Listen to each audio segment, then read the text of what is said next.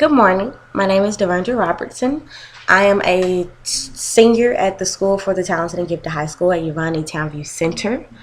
And I need to give some thoughts on this whole Justice for Ryan case because Twitter does not have enough characters in the world for me to express how angry I am. I get up, I get on Twitter, I see Just for Ryan all day on my timeline. And I'm a type of person, I don't advocate for something if I don't know details. So I asked my friend Blair, she told me, and I Googled. And it was sad. I swear as a nation, as an African American race, we were just fighting for Trayvon's case, for his fight for justice. And it's stuff like this JSU case that makes it already hard enough to fight, but it's stuff like that that lets Zimmerman walk when we can't even unite as a race. We can't get together as a race to fight for Zimmerman, and you're gonna go and do black on black crime. Like, don't we already have a hard enough time convincing the society that all black kids are not drug dealers, all of us are not in gangs, not all of us are not dumb, all of us are not violent? Like, we have a hard enough time living. Do not give them another excuse to talk about us. You're automatically going to be talked about because you're black. It's like a curse that you were blessed with. So don't add more stuff on top of the stuff that you're already going to be talking about. And HBCUs. I love HBCUs. I don't think they're for everybody. I mean, I'm not going to HBCU, but I love them just as much because their institutions were built to help us better ourselves as people. They were, and I'm going to say, I love HBCUs, don't get me wrong, but they already get enough bad publicity for being HBCUs. Like I said, just because the curse we're blessed with, the same curse they are, because they were trying to better us as people. Why? What was your purpose on making JSU always look bad? JSU is a wonderful school, wonderful band, wonderful athletics, wonderful dance team. It is a great school. It has a very solid foundation. The alumni there are strong. But what was the purpose on the black on black crime? At a HBCU, so to speak. I think that's why I'm more upset, because we already have to fight to be black. We already have to continually knock down these stereotypes and, be treated like animals and have to explain to people that we're humans.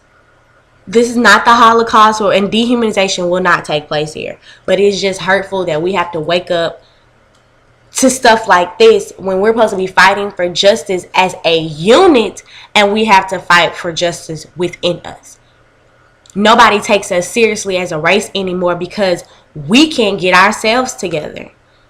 And one thing I'm going to say about Townview, I love my school. I love the diversity, and I'm in TAG, and it's not African American kids. And we have the strongest bond in the world. You cannot break us. And that's because we've learned we have to stick together. It's 55 people in my graduating class. None of us are black. And we have the strongest bond. What happened to that bond that our ancestors built for us? You say, oh, I got to get what's mine because we as a race and went through too much. You're right. But our ancestors also fought, for us to not be this ignorant. For us not to kill each other and to not kill it all because there's a peaceful way to do it. Because the minute we start being violent, oh, you expected that from the African American race, from them black people because they don't know no other answer. Yes, we do.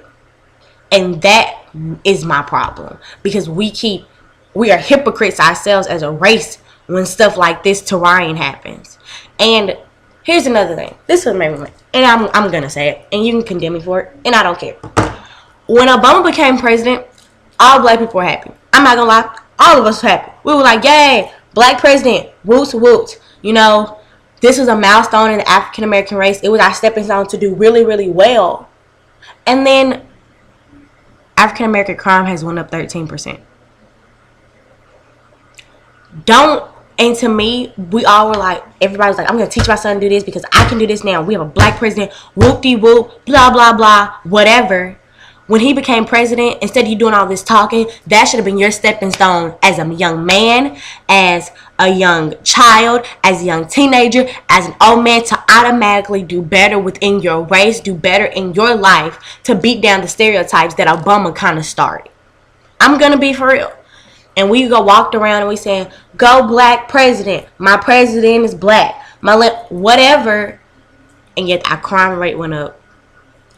We have to fight for justice even harder now because we don't know how to act.